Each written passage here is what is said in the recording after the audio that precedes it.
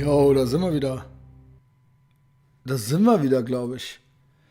Da sind wir wieder. Stream war original gerade kurz gesperrt, obwohl es mir ultra viel Bock gemacht hat. Ich fand Athlean X, die Reaction, gerade ultra geil. Ich hätte gerne noch gewusst, wie es weitergeht, wie er sein Abendessen beendet, ob er noch Sahne aufs Dinner oben drauf gemacht hat oder nicht. Aber wir wurden gesperrt. Ich habe keine Ahnung warum. Hätte ich überhaupt nicht erwartet. Aber jetzt ist es so. Pech! Pech!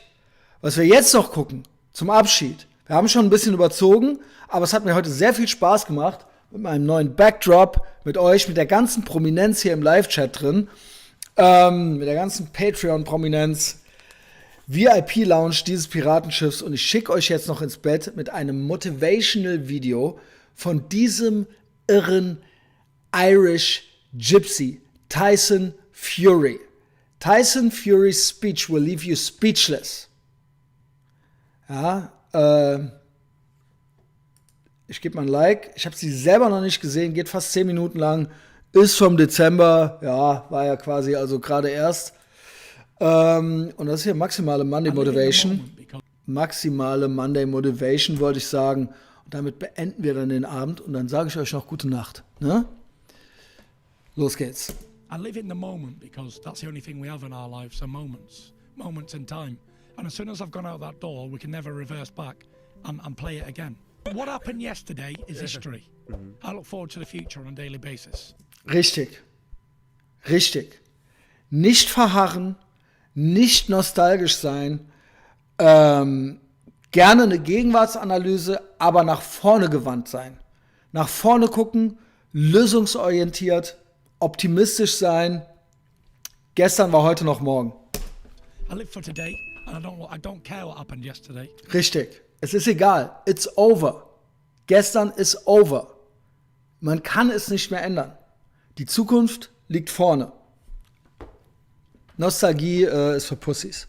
I'm just going to keep going today and living today and enjoy myself because I know what God gives, God can take away in the flash of a second.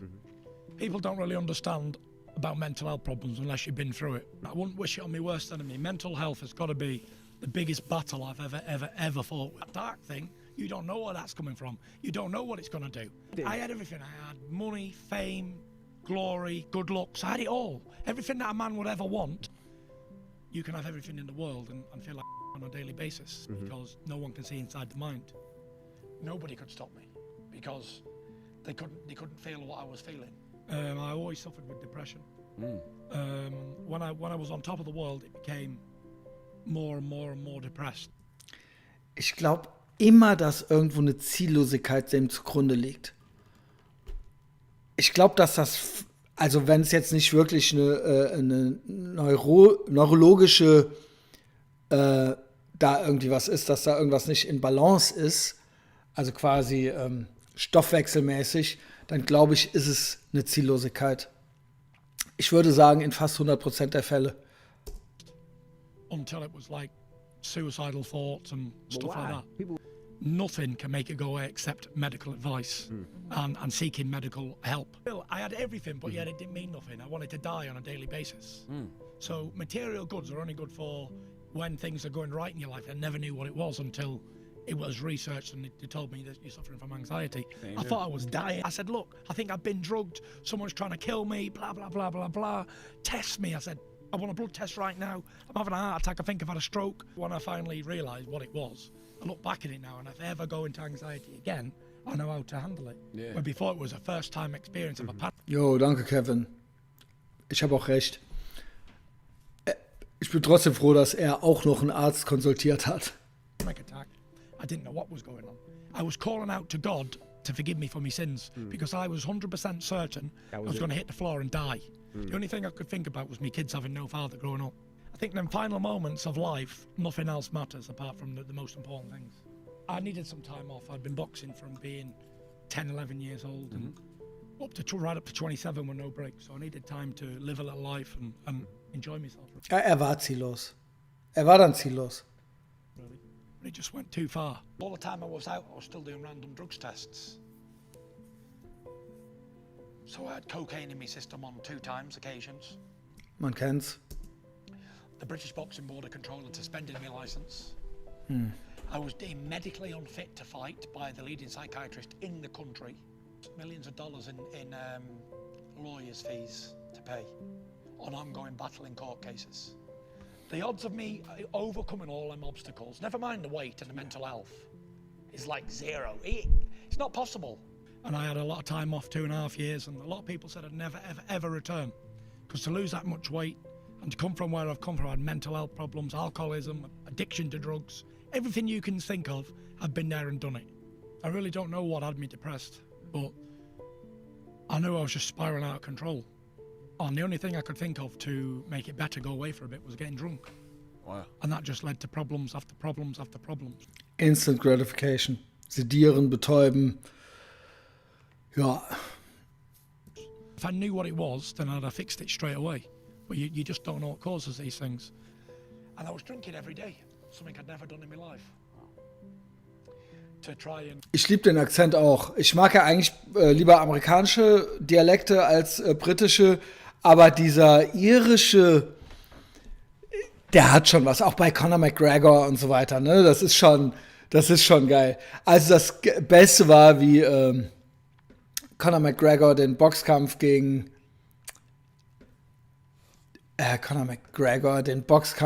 den, wie heißt der Schwarze, der beste Boxer aller Zeiten haben sollte und die ganzen Pressekonferenzen. Also da hat der irische Akzent sehr geholfen. Das hat's alles noch unterhaltsamer gemacht, muss ich ehrlich sagen. Wash me sorrows away. Doing drinking 4 or 5 drinks every night. Because that'd help me go straight to sleep, no problem. And I was very unhealthy. I didn't fit in anything I owned anymore. Boah, echt unscheiß. Der und ich. Wie ich 2020. Immer getrunken. Moneyboy Floyd Mayweather natürlich. Immer getrunken. Die Bots war spack. Man ist zwar ins Bett gekommen, aber ich habe schlecht geschlafen. Also das war kein erholsamer Schlaf. Ich schlafe immer noch schlecht, aber das ist ein anderes Thema. Jedenfalls ist Alkohol keine Lösung. Dann immer schön einnasen, so 2, 3 Feierabendlines und dann noch ein paar Drinks, damit man dann doch wieder müde wird und dann so in die Kiste, ja. Und dann trotzdem früh aufwachen mit so einem schlechten Gewissen und sich dann erzählen so, ja, nee, war ja alles cool. War ja so ein vernünftiger Feierabend irgendwie so, ne? Wieso? Ich war doch um 1 im Bett. Und dann aber alles Spack und nichts passt mehr. Also Tyson Fury und ich, wir sind aus einem Teig. Ich wäre aber lieber aus dem Teig vom Aethervox. Immer schön viel Sahne aufs Frühstück und dann shredded werden. Nee, Tyson Fury auch Vorbild. Ich auch Vorbild, ne? But every time I got drunk, I'd come home and I'd say, right, I'm starting training in the morning, regain mission. I'm going to be the heavyweight champion of the world again. You watch. I could be anywhere, like, it was crazy. It was way out of control. Something needed to happen, and it did. Turning point was, I went out Halloween, dressed as a skeleton in a fancy dress party. I went out about 9 o'clock and I expected to stay out all night and get smashed. I had one drink. I looked around me and I thought, what am I doing? I'm thinking sensible again. And I said to myself, you're telling me that you'd rather be here with a load of kids half your age? Is this what you really want when you've got a family at home and you're depriving your kids and your wife of quality time? Ja, krass. Also auch ohne Familie habe ich auch, obwohl das ein cooler Abend war, der 4. Juli 2020, wo ich das letzte Mal geballert habe, habe ich mir trotzdem, am anderen Tag hatte ich so ein, oder auch schon im Laufe des Abends teilweise sowas, weil es wurde viel eingenast, schon echt so das Gefühl, ich weiß nicht, warum es da war. Vielleicht gab es noch ein paar äußere Faktoren, ein paar Gespräche, die ich geführt hatte, dass ich gedacht habe, was mache ich? Was mache ich hier? Und dann vor allen Dingen habe ich hinterher ein Foto von mir gesehen, ihr wisst es, wo man mich von der Seite sieht, wie ich eine Dose schieße. Und da habe ich auch im Nachhinein nochmal gedacht, was machst du? Wie siehst du aus? Fatty Bum Bum. Yeah, I pushed everything I held dear away from me. I went upstairs to my room Nee, natürlich nicht. So berühmte Leute antworten nicht. Sind auch, also Christian Eckerlin hat mir nicht auf die Podcast-Anfrage geantwortet. Sind eigentlich auch schon Quatschanfragen. Also auch die Vorschläge. Waren ein paar andere geilere Sachen dabei. Nee, hat er nicht. War auch klar. Sowas muss auch klar sein den Leuten, die das vorschlagen. Aber niemand weiß irgendwas. I got down, I took the skeleton suit off, and I got down on my knees. And I was in a dark room on my own. And I was praying to God to help me. And I knew I couldn't do it on my own. I just knew it. I couldn't do it. I'd said so many times I was going to do it and believed I was going to do it in the night. The next. Also scheiß auch auf den brauchen wir nicht. Der macht ja seine eigenen Sachen und da kann man ja alles über den erfahren schon. Was soll der bei mir? Day come. Also nicht Tyson Fury, sondern Christian Eckerlein oder wie der heißt. I didn't have no motivation to do it. Zero motivation to have a shave, zero to brush your teeth, even have a shower, nothing. I got back that night and my wife thought I was drunk. I come home early. She says, "Oh, you're home early." I said, "Yeah." I said, "I've had enough of this life." I said, "Tomorrow." Ich sag dir, wie ich das durchziehe.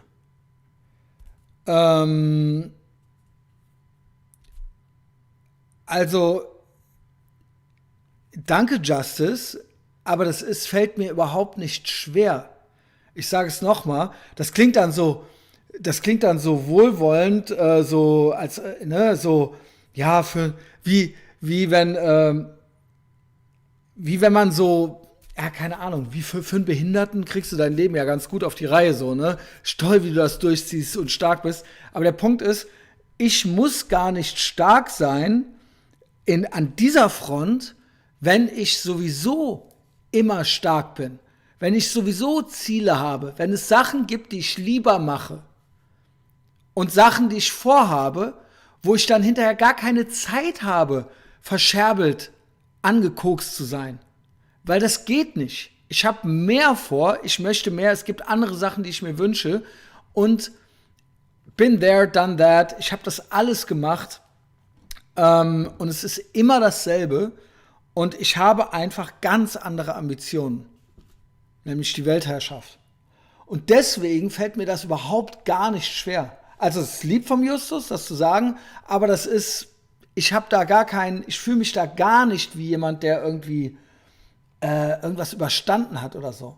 Ich habe mich einfach dazu entschieden, etwas anderes zu machen und darauf Lust zu haben. So. So ist es bei mir. Ich weiß nicht, wie es beim Winko ist. I said, "I start to turn my life around." She said, "Yeah, I've heard it all before, because I'm the man who cried wolf 1,000 times." I said, "I promise you." I said, "I'm going to do it. I'm definitely gonna do it." And Ja, diese Stockbilder dazwischen, ne? nobody. Wie so öffentlich-rechtlich, irgendwie so halb Sparkasse, halb öffentlich-rechtliche Antirassismus-Werbung. Believe me. But I knew I had a smile on my face, twinkle in my eye.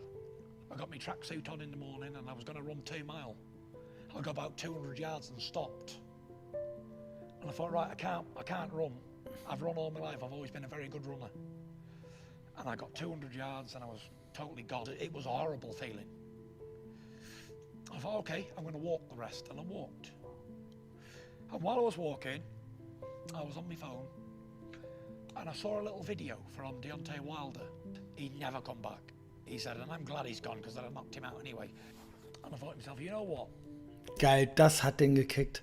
Dass dieser Deontay Wilder ihm gesagt hat, der kommt eh nicht wieder. Der ist done. Jawohl, Junge. Watch me. I'm gonna give it you proper. You're my motivation now. Richtig, was der Winko sagt. Das Ziel ist ja nicht Hauptsache aufhören, sondern das danach. Und nicht den ganzen Tag nur so fixiert darauf zu sein, nicht wieder anzufangen, sondern gar nicht dran zu denken, weil du an was Geileres denkst. Nämlich an die Weltherrschaft. So, das war jetzt hier wichtig gerade, glaube ich. I'm gonna give it you proper. You're my motivation now. I'm coming back to get you. And every day I get a little bit further until I was doing 4 and 5 mile again. We worked very hard, trained 3 times a day, was on a strict diet. I said, I'm coming back. I said, I'm going to win the heavyweight championship of the world again. I said, whether you believe it or not, I said, I'm telling you, I'm going to do it. It was December now. I goes into this court case, and everyone said, it's a political court case against you. You're getting your hat nailed on today, you're getting a 12-year ban. I said, I'm telling you, I'm going to walk out that courtroom. I said, and I'm not going to get no ban, nothing. Their lawyers had spent well over 1.5 million trying to nail me hat on. And we called it quits on both sides to never have enough evidence to charge me. They had nothing. They never had a thing. And I walked out and I said, thank you, God. I said, now. I said, people will listen today. I went to the Boxing Board of Control and I said, right, I want my licence back. I'm going to make a comeback. They said, right, you need to pass the same person who made you medically unfit. You've got to go and get medically fit. And if that doctor makes you medically fit, mentally and physically, then we haven't got a problem with it. And everybody I saw, Dr. Phil, Dr. Martin, all these people, they said, excellent, perfect. He said, no problem, stamp, bang, bang, bang. Every one of them deemed me medically well and everything was back to normal. They had a board meeting, a high board meeting, and he said, right, approved, bang, reinstated my license. I couldn't believe it. Everything that I had. Ja, Delayed Gratification. Man muss irgendwo auch mal anfangen. Man fängt an und irgendwann kommen die guten Sachen, die Früchte dessen, dass man irgendwann mal angefangen hat und in diesen sauren Apfel reinbiss. Und dann läuft's. Ne? Aber man muss auch mal anfangen und man muss auch durchziehen. Aber dafür ist das Ziel wichtig, weil sonst weiß man nicht warum. Und dann kommt die Delayed Gratification und dann läuft. Und es ist nichts unmöglich. Es ist nichts unmöglich. Man kann gut aussehen, man kann Comebacks machen, man kann alles. Also es gibt keine, man ist 40, man ist 45, das geht alles nicht mehr, das ist alles Bullshit. Ich bin halt jetzt eben so, das ist alles Bullshit. The obstacle against me was now gone. I was on a clear running path. And I worked my way back, and we worked repetitively, day in, day out, day in, day out. And then I trained my way back nice and steady. We had a fairy tale story. It was hard work. I finally got there in the end, and I'd had that first fight, lovely. It was. I felt like a fish back in the ocean. And I've never looked back since. Geil. And I believe it was a massive test because sometimes in life when everything's going great for you and you don't know good from bad, you need to experience a little rain sometimes so you can enjoy the sunshine again. And now I'm happy for the small things. Ja. Just being here, talking in a mental, healthy state, basically. Right. I've got a great platform here to spread awareness for mental health, especially in sports. And if the heavyweight champion of the world can suffer with these problems, and it's okay for him to come out and talk about it, then that should encourage others to come out and talk about it. Because as big as and as tough and as supposed to great fighter I am, it can bring anybody down. Nobody is unstoppable from mental health problems. And everybody loves a comeback story, don't they? Everybody loves a great comeback. I'm a great believer, always have been and always will be, when it's your time, it's your time. Everything's meant to be in life, and I believe that I'm brought here for a reason, and I've got a mission in life, and I don't know what it is, but I don't know where it's going to take me, but I've overcome so much already. I can't lose already. Right. I believe it's written in stone, and my destiny is already set out in front of me. I believe everything's written in the stars, basically. So, you know, people go into boxing fights a bit nervous. I just go with the flow. All I got to do is train hard and turn up, because whatever's meant to be will be. I can't do nothing about it. It's out of my control. My destiny's already been written. Ja, er ist offensichtlich auch gläubig. Auch das hat ihm geholfen. Ansonsten, die Take-Home-Message ist natürlich nicht am Hopium schnüffeln, keine Angst haben, Selbstvertrauen haben, Ziele haben und einfach mal anfangen. Und ja, ein Patreon-Level 200er Platz ist noch übrig. Wir können auch zusammen. Wir können es uns auch zusammen angucken, falls du Hilfestellung brauchst. Ansonsten hat es mir sehr viel Spaß gemacht heute. War locker flockig. Ich wünsche euch einen schönen Abend. Schlaft gut, träumt was Schönes. Patreon, nächste Folge kommt am Mittwoch. Nacht.